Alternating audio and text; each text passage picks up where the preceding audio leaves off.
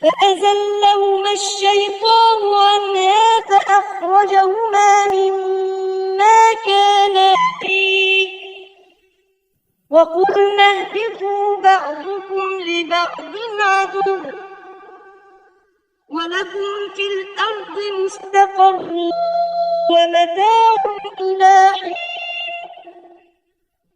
فتلقى آدم من ربه كلمات فتاب عليه إنه هو التواب الرحيم.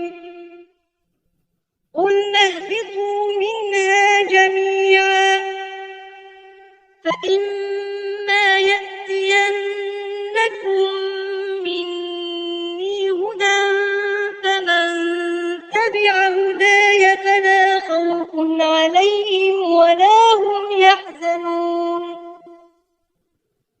والذين كفروا وكذبوا بآياتنا أولئك أصحاب النار هم فيها خالدون. يا بني إسرائيل اذكروا نعمتي التي أنعمت عليكم وأوفوا بعهدي أوف بعهدكم وإياي فارهبون.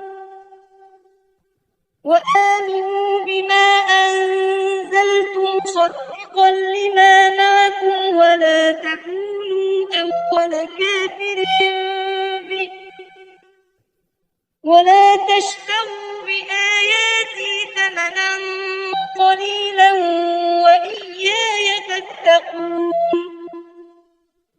ولا تلبسوا الحق بالباطل وتكتموا الحق وأنتم تعلمون.